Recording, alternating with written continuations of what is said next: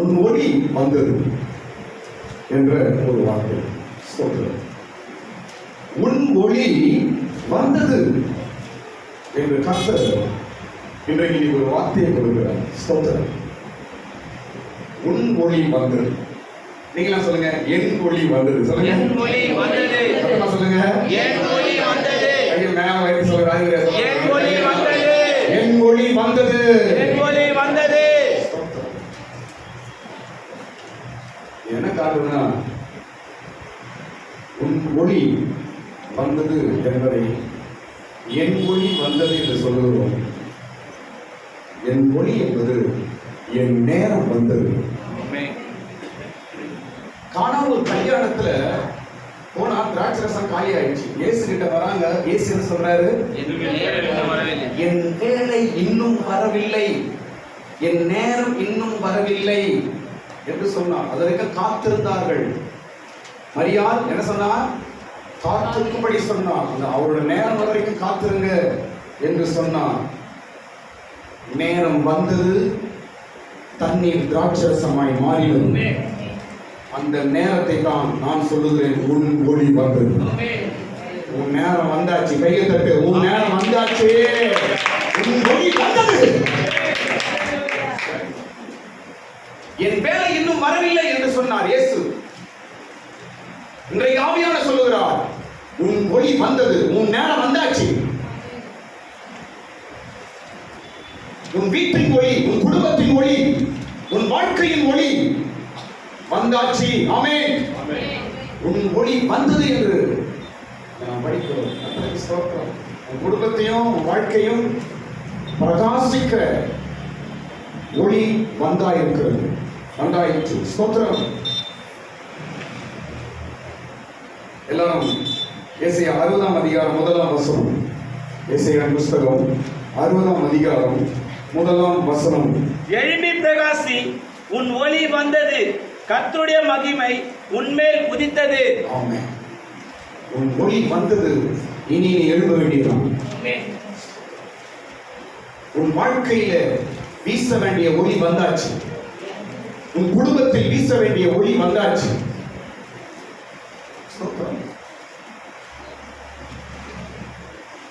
இனி பிரகாசமான நேரம் தான். ஆமென். இனி எல்லாம் நல்ல நேரம் தான். ஸ்தோத்திரம். அல்லேலூயா. எழும்பி பிரகாசி, உன் ஒளி வந்தது. எது முதல்ல வருது வார்த்தை? எழும்பி பிரகாசி. எழும்பு, அதுக்கப்புறம் தான் ஒளி. இரண்டாவது வார்த்தை தான் ஒளி வருது. முதலாவது என்ன? எழும்பணும். நீங்க எழும்பினாவே போதும், லைட் வந்துடும் வாழ்க்கையில். எழும்பினாவே போதும். உதறிவிட்டு எழும்பு, உன் சோர்விலிருந்து எழும்பு, உன் பின்மாற்றத்திலிருந்து எழும்பு, உன் பலவீனத்திலிருந்து எழும்பு. எல்லாம் பின்மாற்ற ஆவியை விட்டு உதறி எழும்பு. ஒளி வந்தாச்சு. ஸ்தோத்திரம். இன்னும் உட்கார்ந்து கொண்டிருக்கிறது என்ன? இன்னும் அது இல்லை இது இல்லை என்று அவிசுவாசமாய் பேசுவது என்ன? இன்னும் தோல்வி குறித்து பேசுவது என்ன? உன் ஒளி வந்தாச்சு. எழும்பி பிரகாசி. ஸ்தோத்திரம். உன் வாழ்க்கை பிரகாசிக்கட்டும், குடும்பம் பிரகாசிக்கட்டும், உன் எதிர்காலம் பிரகாசிக்கட்டும், பிள்ளைகள் பிரகாசிக்கட்டும், வெளிச்சமாய் மாறட்டும். உன் ஒளி வந்தது என்று இன்றைக்கு ஆண்டவர் பேசுகிறார். ஸ்தோத்திரம். உன் நேரம் வந்தது, உன்னுடைய பிரகாசமான காலம் வந்துச்சு. ஸ்தோத்திரம். நீ எழும்பி சாட்சியா இருக்க வேண்டியதுதான். கர்த்தருக்கு ஸ்தோத்திரம். எல்லா சூழ்நிலைகளையும் மாறும். ஸ்தோத்திரம். இப்போ பைபிள்ல ஒளி சந்தித்த 2 நபர்களை சொல்ற பாருங்க. ஒளி 2 பேர் சந்திக்குது. எத்தனை பேரை? சத்தமா சொல்லுங்க. 2 பேரை ஒளி சந்திக்கிறது. அவங்க என்ன செய்யுது? அவங்க வாழ்க்கை உயர்த்தினது. ஒளி அவர்களை சந்தித்து அவருடைய வாழ்க்கையை என்ன செய்யுங்க? உயர்த்துகிறது. ஸ்தோத்திரம். முதல் நபர் யார் என்றால் மோசே. யாருங்க? மோசே. முதல் நபர் யாரு? மோசே. ஒளி நம்மை சந்திக்கும் போது நமக்கு உயர்வு உண்டாகிறது. ஒளி என்ன என்று அப்புறம் சொல்றேன். ஒளி நம்மை சந்திக்கும் போது நம்முடைய வாழ்க்கை தரம் உயர்கிறது.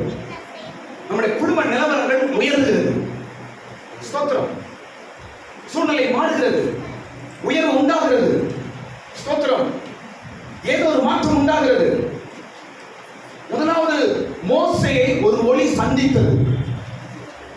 அக்கினி என்ற ஒளி அவனை சந்தித்தது என்று பார்க்கிறோம். ஸ்தோத்திரம். ஒரு அக்கினி அவனை சந்திக்குது. ஒளி சந்திக்கும் போது நாம் உயர்த்தப்படுகிறோம். எப்படி என்றால், நீங்க மோசேயை சந்திக்கும் போது 3 காரியங்கள் நடக்கிறது. மோசேயை ஒரு ஒளி சந்திக்குது, அங்கு 3 காரியம் நடக்கிறது. கர்த்தர் நம்மை உயர்த்துகிறார். நம்ம குடும்பத்தை, நம்ம குடும்ப பிள்ளைகளை, நம்முடைய பிரயாசங்களை, நம்ம வீட்டை உயர்த்துகிறார். அதுல மாற்று ஒன்று இல்லை. உயர்த்துவார், உயர்த்துகிறார். எப்படி நடக்கிறது? கர்த்தரின் உயர்வு நமக்குள்ள எப்படி நடக்கிறது என்பதை மோசே கிட்ட பார்க்கும்போது, மோசே ஒரு ஒளி சந்தித்தது. ஒரு நெருப்பு எரிகிறது தான் போய் பார்க்கிறான். அங்கதான் கர்த்தரோடு பேசுகிறார். அங்கதான் அவன் வாழ்க்கை மாறுகிறது. அப்படிதானங்க? ஸ்தோத்திரம். அந்த இடத்துல ஒளியை சந்திக்கும் போது 3 விஷயங்கள் நடக்கிறது. முதலாவது காரியம் முள். அங்க என்ன இருந்துச்சாங்க? முள் செடி, முள் இருந்தது. முதலாவது என்ன இருந்தது? முள் இருந்தது.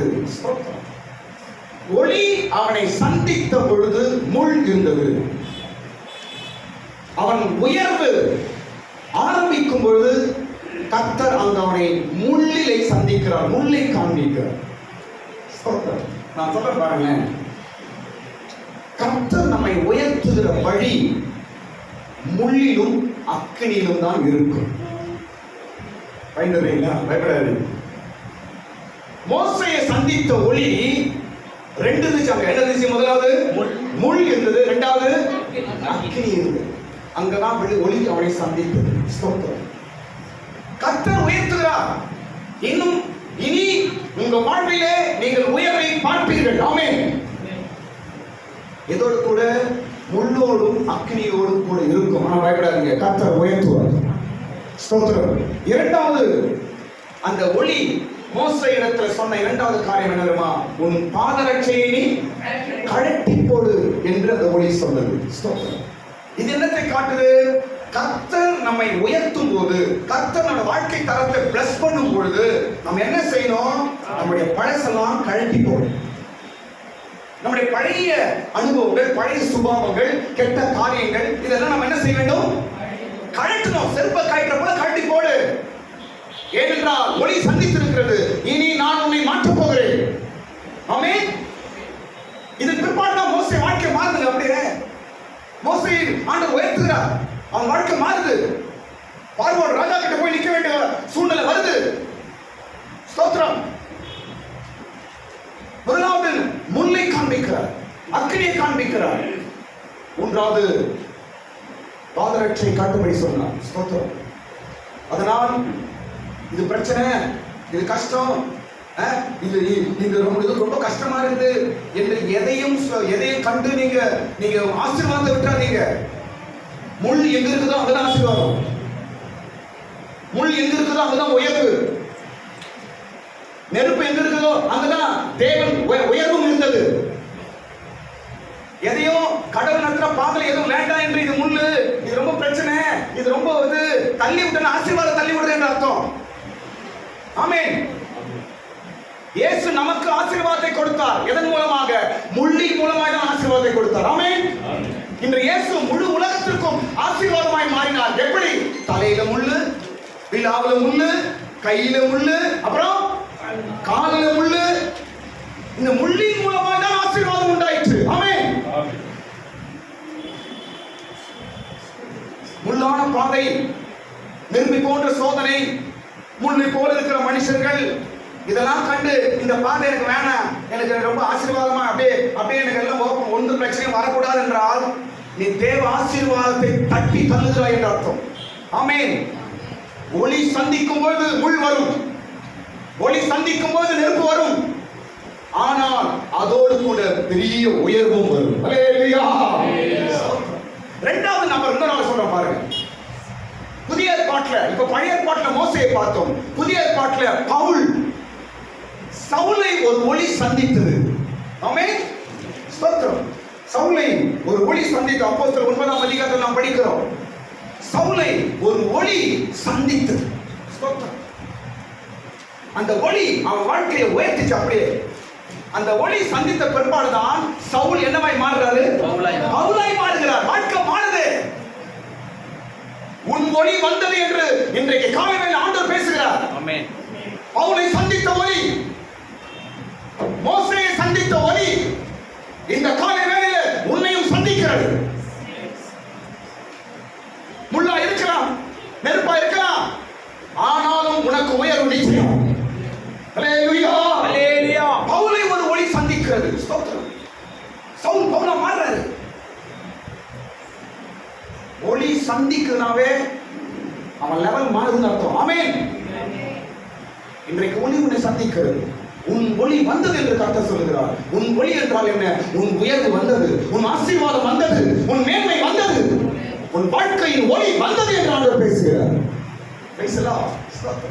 இரண்டாவது, இந்த பவுலை ஒளி சந்திக்கும் போது அங்கு ஒரு 3 சம்பவங்கள் நடக்கிறது. ஸ்தோத்திரம். உயர்வு எப்படி நமக்கு வருகிறது? ஆசீர்வாதம் எப்படி வருகிறது? கர்த்தர் எப்படி நம்முடைய தரத்தை உயர்த்துகிறார்? கர்த்தர் எந்த வழியில நம்மை உயர்த்துகிறார்? ஸ்தோத்திரம். இங்கே சவுலை ஒரு ஒளி சந்தித்த பிற்பாடு முதலாவது என்ன நடக்குதுன்னா, அவர் எப்படி ஆனார்னா ஒரு டம்மி மனுஷனா மாறிட்டார். நத்திங். எப்படி மாறிட்டார் அவரு? ஒரு ஒண்ணுமே இல்லாத ஆளா மாறாரு முதலாவது. ஸ்தோத்திரம். கண்டு தெரியல, அப்புறம் ஆள் இல்லாம நடக்க முடியல, அப்புறம் என்ன, ஒரு சாதாரண ஒரு டம்மி ஆளா மாறிட்டார். ஒரு புரியுற சொன்னா. ஸ்தோத்திரம். ஸ்தோத்திரம். ஆமென். எங்கன்னா போன கூட ஒரு ஆள் என்ன பண்ணவர கண்ணு தெரியாது. இது ஆரம்ப நிலவரம். ஒளி ஒரு மனிதனை உயர்த்தும் பொழுது, கர்த்தர் ஒரு மனிதனை உயர்த்துகிறார் என்றால் ஆரம்பத்தில் உங்க டம்மியான ஆகுது. இதெல்லாம் புரிஞ்சுங்க. ஸ்தோத்திரம். வேல்யூ நம்ம வாழ்க்கையில நம்முடைய குடும்பத்தை நம்முடைய ஒரு வேல்யூ கூடணும்னா என்ன செய்யறாங்க? ஒரு டிஜிட் இருக்குங்க, டிஜிட்ல வேல்யூ கூடணும்னா என்ன செய்யணும்? சரிங்க, 1 இருக்குதுங்க, 1. இந்த 1 10ஆ மாறணும், என்ன செய்யணும்? 1 அது 100ஆ மாறணும், என்ன செய்யணும்? 2 0 சேரணும். 1 1000ஆ மாறணும், எத்தனை 0 சேரணும்? நீ 0வா இருந்தா தான் உன் லெவல் உயரும். இதான் ஆண்டவருடைய கணக்கு. உன்னை உயர்த்துகிறார் என்றால் உன்னை டம்மி ஆகிறான்னு அர்த்தம். எங்க ட்ரைனிங் இருக்குது, எங்களுக்கு பாஸ்டர் ட்ரைனிங் 2 வருஷம் ட்ரைனிங். 2 வருஷம் ட்ரைனிங்ல எங்களுக்கு என்ன சொல்லி கொடுப்பாங்கன்னா, நாங்கள் இன்னும் போறது பாஸ்டராக போறோம். அப்பா அவன் பாஸ்டர் ஆகிட்டான், இனிமே அப்படிதான் நான் அப்படிதான் போவேன் ட்ரைனிங் உள்ள. அங்க போனோம், நான் ஃபர்ஸ்ட் கபூசை கழுவணும். நான் கழுவணும், கபூசை கழுவு, தொடர்பு கபூஸ் கழுவு. 2 வருஷம் 1 வருஷம் நான் கபூஸ் கழுவணும். ஒரு வாட்டி ட்ரைனேஜ் பிளாக் ஆயிடுச்சு. எல்லாம் நீங்க பார்த்துருக்காங்க, என்னடா சொல்றான் வெளியே வர. நான் நேரத்தில் கை விட்டேன் ட்ரைனேஜ். அப்படி மேலே அப்படிங்களா என்னது ட்ரைனேஜ்? எதுக்கு? ஆண்டவர் டம்மியாக ஆக்கினா தாங்க வேல்யூ கூடும். எதுக்கு சொல்ல வரேன்? இப்படிதான் எங்களோட ட்ரைனிங். ஃபர்ஸ்ட் 2 வருஷம் நாங்க டம்மி 0 தான் மாத்தோங்க. எங்க பேச முடியாது. நாங்க பேசணும், ஏய் உட்காந்துருக்கோம், பேசவே கூடாது. அடிமை தான் நாங்கள் 2 வருஷம் அடிமை மாரி மொட்டெல்லாம் வச்சுருப்பாங்க.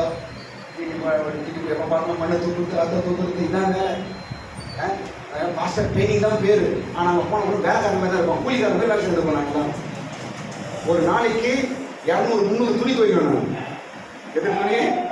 உங்கள் வீட்டில் 5 துணி துவைக்கிட்டு எப்பா இந்த கைட்டி போடுதுங்க. என்ன இப்போ வாஷிங் மிஷின் 200 300 துணி துவைக்கணும். சும்மா கிடையாது. துவைச்சி கலர் போடணும், ரோஸ் நீளம் போடணும், கஞ்சி போடணும், காய வைக்கணும், அழுக்காகாம அங்கே இருக்கணும், அதை அயன் பண்ணணும்.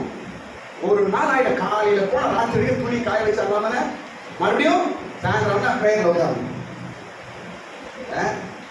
ஸ்தோத்திரம். வயிறு ரொம்ப சோறு கிடையாது. வயிறு ரொம்ப சோறுலாம் கொடுக்க மாட்டாங்க. இது 2 வருஷம் ட்ரைனிங்ல நான் ரொம்ப தவித்ததுலமா சோறு பசி பயங்கரம் பெண்டெடுப்பாங்க. வேலை தூக்கம் இருக்க குமாரன் பார்த்துருக்கேன் ட்ரைனிங். சரியான பசி வெளி சொன்னாங்க. குமார் அப்பதான் அப்பதான் சாப்பிட்டுருப்போம். அரை மணி நேரம் ஆயிடும், 1 hour ஆயிடுது. பசி இருக்கும், வெளியே சொன்னா வெக்க கிடையாது, கொடுப்பாங்களா? என்ன இருக்குமா சாப்பிடுறது? ஒன்றுமே இருக்கிறாங்க, வேலை தான் பெண் எடுக்கணும். எனக்கு வெக்கமா இருக்குங்க, அவ்வளோ பசி இருக்குதுங்க. ஸ்தோத்திரம். விட்டு ஓடி வந்துடலாமா கூட நினைச்சேன். ஆனா கர்த்தர் கிருபை என்னை தாங்கும். ஏன் இதை சொல்ல வரேன்னா, முதலாவது கர்த்தர் உங்களை உயர்த்துகிறார் என்றால் பணி கவனிங்க. உங்களை வந்து டம்மி பீஸ், அவங்க வேலை ஸ்தலங்களா இருக்கட்டும், வீட்லயா இருக்கட்டும், சொசைட்டியா இருக்கட்டும், குடும்பத்திலயா இருக்கட்டும், உங்க வீட்டுக்கார உங்களை டம்மி ஆகுறாரா, இல்ல உங்க பொண்டாட்டி உங்களை டம்மி ஆகுதா, கர்த்தர் உங்களை உயர்த்துறாரு என்று அர்த்தம். பவுல் ஒளி சந்தித்த உடனே முதலாவது அவன் டம்மி பீஸா தான் மாறினான். அவனால ஒன்றும் செய்ய முடியாது. அவன் குருடா, டேய் அவனுக்கு சோறு கொடுத்தாலும் தெரியல, சோறு கூட கேட்டுருக்கணும். கர்த்தர் உங்களை ஒன்றுமில்லாமல் ஆக்குறார் என்றால் உன்னை மேன்மைப்படுத்த போறார் என்று அர்த்தம். ஆமென். அதனால பயந்துடாதீங்க. என் வீட்டுக்காரனை மதிக்கிறதே கிடையாது, என் பொண்டாட்டியை கவனிக்கிறதே கிடையாது, என் மதிப்பே இல்லை, எல்லாம் நான் தொடச்சு போட துணி மாதிரி பாக்குறாங்க நினைக்கிறியா? மனுஷன் இல்லை, கர்த்தர் உன்னை நடத்துகிறார். ஆமென். இது காரணம் என்ன? உன்னை உடச்சு தூக்கி போடுறதுக்கு, உன்னை கீழே போட்டு மிதிக்கிறதுக்கா? இல்லை, உன்னை உயரத்தில் வைப்பதற்காக. ஆமென். ஆமென். ஒளி சந்திக்கிறது. ஒளி சந்தித்தால் கர்த்தர் உன்னை உயர்த்துகிறார். இரண்டாவது காரணம், முதலாவது அவன் ஒரு ஒன்றுமில்லாதவனாய் மாறுகிறான். முதலாவது. இரண்டாவது பவுல் கிட்ட பார்க்கும்போது இரண்டாவது காரியம், பவுல் கிட்ட இரண்டாவது பார்க்கும்போது அவனுக்கு கைலாகு கொடுக்கப்பட வேண்டும். என்ன கொடுக்கணும் அவனுக்கு? கைலாகு. அப்படின்னு என்ன? யாருன்னா அவனுக்கு சப்போர்ட் பண்ணாதான் அவன் நடக்க முடியும். குருடான யாருன்னா அவனுக்கு என்ன பண்ண? அவனுக்கு சப்போர்ட் பண்ண, கைலாகு கொடுத்தாதான் நடக்க முடியும். இது என்ன அர்த்தம்? ஒப்பு கொடுக்க வேண்டும். ஒளி உன்னை சந்திக்கிறது என்றால், கர்த்தரை உயர்த்த வேண்டும் என்றால் நீ ஒப்பு கொடுக்க வேண்டும். ஒப்பு கொடுக்க வேண்டும். மற்றவர்களை யாரா ஒருத்தர் அவனை தாங்க வேண்டும், மற்றவனை தாங்க வேண்டும், ஒப்பு கொடுக்க வேண்டும். நீங்க ஒப்பு கொடுப்பீர்கள் என்றால் கர்த்தரை உயர்த்துவார். மேன்மை பாராட்டாமல், துணிகரமாயில்லாமல், பெருமை பாராட்டாமல் நீங்கள் ஒப்பு கர்த்தரே சித்தம். நான் பாட்டு பாடணும், தேவ சித்தம் நிறைவேற. தேவ சித்தத்தை ஒப்பு கொடுக்கும். ஒப்பு கொடுத்தார் என்றால் கர்த்தர் நிச்சயமா உங்களை உயர்த்துவாரு. பயப்படாதீங்க. பைபிள் சத்தியங்க, வேத சத்தியம், நம்ம இருக்கிற தேவ பிரசன்னம் சத்தியம், நம்மளோட பேசுகிற தேவ தூதன் சத்தியம், ஒன்றும் பொய் அல்ல. உன்னோடு இருக்கிற தேவன் சத்தியம், நிச்சயமா உங்களை உயர்த்துவார். ஸ்தோத்திரம். மூன்றாவது காரியம் பவுல் நான் என்ன செய்ய வேண்டும் என்று கேட்டான். மூன்றாவது என்ன கேட்கிறாரு? நான் என்ன செய்ய வேண்டும்? கர்த்தர் உங்களை உயர்த்த வேண்டும் என்றால், ஆண்டவரே உன் சித்தம் என்ன என்று ஒவ்வொரு நாளும் உங்க மனசுல நீங்க சொல்லணும். உன் சித்தம் என்ன ஆண்டவரே? என்னை குறித்து உங்கள் சித்தம் என்ன? என் குடும்பத்தை குறித்து உங்கள் சித்தம் என்ன? என் வீட்டை குறித்து உங்கள் சித்தம் என்ன ஆண்டவரே என்று ஒவ்வொரு நாள் நீங்க பேசுறீர்கள் என்றால், சொல்லுவீர்கள் என்றால், கர்த்தர் உங்களை உயர்த்துகிறார் என்று அர்த்தம். நிச்சயமாக உயர்த்த போகிறார் என்று அர்த்தம். ஹல்லேலூயா. ஹல்லேலூயா. இன்னைக்கு ஆண்டவர் பேசுகிறார், உன் ஒளி வந்தது. பவுலிடத்தில் வந்த ஒளி உன்னிடத்தில் வந்தது. மோசே இடத்துல வந்த ஒளி உன்னிடத்தில் வந்தது. ஸ்தோத்திரம். கர்த்தருடைய நேரம் உன் வாழ்க்கையில வந்திருக்கிறது. ஆமென். ஆமென். மோசேயை உயர்த்தினார், பவுலை உயர்த்தினார். கண்ணு தெரியாது குருடனா இருந்தான். யாராவது சப்போர்ட் நமக்கு வேணும். அவனால தனியா ஒண்ணும் பண்ண முடியாது. கொஞ்ச நாளுக்கு பவுல் அப்படியே விட்டு வச்சார் கடவுள். அதுக்கப்புறம் அனனியா கிட்ட அனுப்புகிறார். ஸ்தோத்திரம்.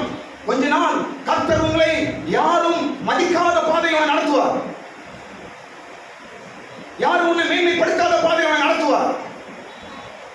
உன் வீட்டில, சமுதாயத்தில் எல்லாத்தையும் டம்மியா இருப்பார் கடவுள். யாரும் உன்னை மதிக்காம ஒரு பாதையில் உன்னை நடத்துவார் கடவுள். காரணம் என்ன? வெகு சீக்கிரத்தில் எல்லாரை காட்டிலும் உன்னை மேன்மைப்படுத்த போகிறார் என்று அர்த்தம். அதற்கு ஆமென். ஹல்லேலூயா. ஒளி வந்தது. ஸ்தோத்திரம். இப்போ மூன்றாவது பகுதியை சொல்ல போறேன். ஒளி என்றால் என்ன என்பதை ஒரு 5 காரியம் சொல்ற பாருங்க. ஒளி என்றால் என்ன? நம்மை சந்திக்கும் ஒளி எது? நீங்க நான் படிக்கிறோம், உன் ஒளி வந்தது என்று படிக்கிறோம். ஒளி என்றால் என்ன? பல விஷயங்கள் இருக்கிறது. நம்மை உயர்த்தும் ஒளி, நம்மை மேன்மைப்படுத்தும் ஒளி, ஒரு 5 விஷயங்கள் பைபிள்ல சொல்ற பாருங்க. ஒளி என்றால் முதலாவது இயேசு கிறிஸ்து ஒளியா இருக்கிறார்.